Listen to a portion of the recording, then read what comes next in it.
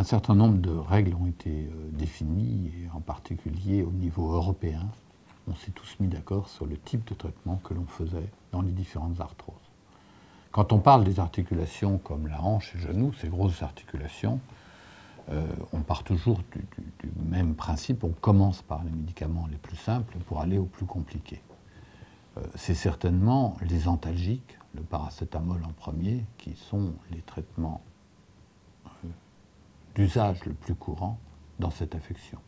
Et il n'est pas question d'employer des médicaments plus dangereux ou plus toxiques si on n'a pas d'abord utilisé les antalgiques. Donc la règle impérative, c'est de commencer à prendre des antalgiques en fonction de l'intensité de la douleur, mais aussi en fonction des mouvements qu'on a à faire. C'est-à-dire que ça ne sert à rien de prendre un antalgique à minuit au moment de se coucher si on ne va pas bouger du tout pendant toute la nuit. Par contre, on n'hésitera pas à prendre un antalgique avant de partir faire ses courses. Parce qu'à ce moment-là, les courses seront beaucoup mieux supportées et les douleurs seront beaucoup moins importantes. Une fois qu'on a épuisé ou qu'on s'est déjà servi des antalgiques, il y a des médicaments qui sont particulièrement efficaces dans l'arthrose, c'est les anti-inflammatoires non stéroïdiens, mais qu'on utilise quand même avec un petit peu plus de recul que les antalgiques.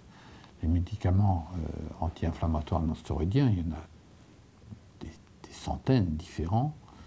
Chacun est efficace selon les personnes, selon les habitudes. Vous allez avoir des médicaments qui vont avoir une durée d'action de quelques heures, d'autres qui vont avoir des durées d'action de presque 24 heures.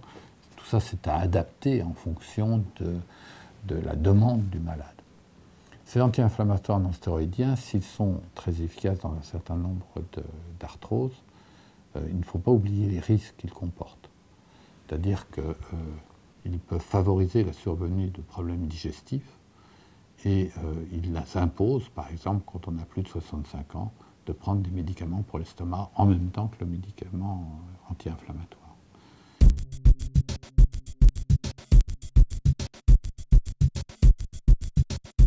Les traitements médicamenteux ne résument pas l'ensemble des traitements de la maladie arthrosique. On peut faire des gestes locaux. Les gestes locaux, c'est essentiellement des injections intra-articulaires. Le principe est d'injecter un produit localement dans l'articulation à une concentration suffisamment importante pour avoir une efficacité locale sans avoir une toxicité générale. La plupart des infiltrations sont à base de cortisone, mais c'est une toute petite dose de cortisone qu'on va mettre à l'intérieur d'une articulation qui va se révéler efficace et qui permet d'éviter de donner une très forte dose d'anti-inflammatoire dans la maladie, quand la maladie est localisée. En plus des infiltrations de cortisone, il peut y avoir des infiltrations d'acide hyaluronique. Il existe maintenant différents produits à base d'acide hyaluronique qui apportent une bonne amélioration locale dans l'arthrose. Ces produits reposent, le principe de ces produits est essentiellement de mettre dans l'articulation des produits qui existent normalement dans l'articulation, mais qui sont censés avoir disparu du fait de l'arthrose. L'acide hyaluronique en est un bon exemple.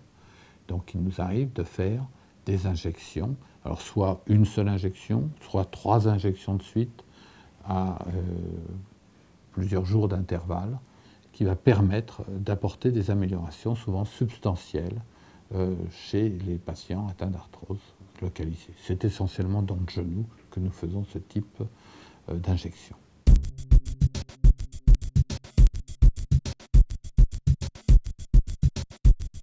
Les malades arthrosiques peuvent maintenant profiter de thérapeutiques chirurgicales merveilleuses que sont la mise en place des prothèses.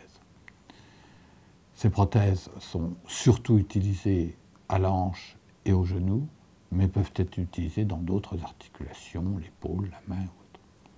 Les résultats sont souvent extraordinaires, car le malade qui va profiter d'une prothèse est un malade qui, par exemple, ne pourra plus faire plus de 50 mètres tellement il a mal ou tellement l'articulation fonctionne mal.